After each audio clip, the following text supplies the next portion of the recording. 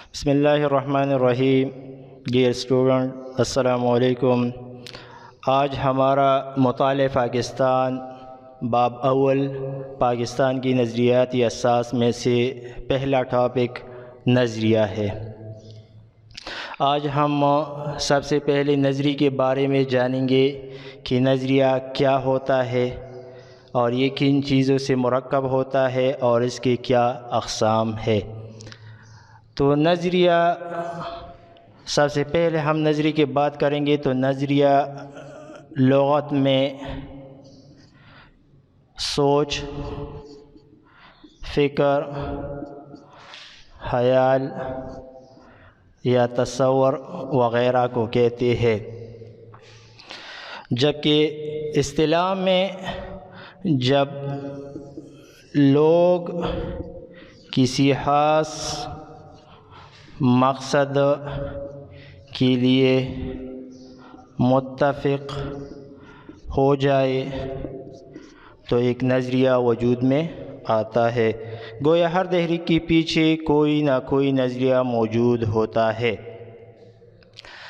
نظریہ مختلف اقسام کے ہوتے ہیں، جبکہ یہاں ہمارے پاس اس کے 3 اقسام ہیں۔ نمبر 1، مذہبی نظریہ۔ مذہبی نظریہ کسی مذہب کے بنیادی رہنما اصولوں کی روشنی میں ایک سماجی اور معاشرتی نظام کا قیام ہوتا ہے۔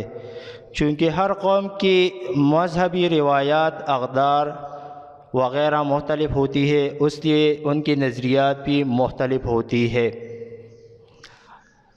نظریے کی دوسری قسم ہمارے ساتھ سیاسی نظریہ ہے، اور یہ لوگوں کو ایک خاص قسم کا سیاسی نظام اور طرز حکومت کے قیام میں مدد دیتی ہے۔ جبکہ تیسرا قسم نظریے کا وہ ہمارے ساتھ اقتصادی نظریہ ہے۔ اقتصادی نظریہ کسی قوم کو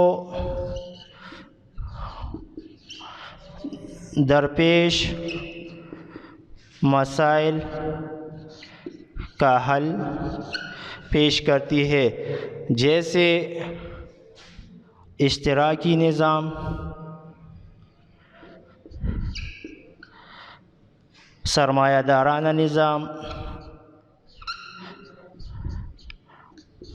نظام وغیرہ۔ تو یہ تو تھا ہمارے پاس نظریہ کے نظریے کے بارے میں ہم نے پڑھا کہ یہ سوچ، فکر، خیال وغیرہ کو کہتے ہیں، جبکہ اصطلاح میں جب لوگ کسی خاص مقصد کے لیے متفق ہو جائے تو ایک نظریہ وجود میں آتا ہے۔ اس کی 3 اقسام ہم نے پھر بیان کی کہ مذہبی نظریہ ہے۔ مذہبی نظریے کا مقصد کسی قوم کو رہنما اصولوں کی روشنی میں ایک سماجی معاشرتی نظام کا قیام فراہم کرنا، جبکہ سیاسی نظریہ کسی خاص قسم کا سیاسی نظام اور طرز حکومت کے قیام میں مدد فراہم کرنا۔ اس طرح اقتصادی نظریے کے بارے میں ہم نے پڑھا کہ یہ کسی قوم کو درپیش مسائل کا حل پیش کرتی ہے۔ آج کے لیے اتنا ہی کافی۔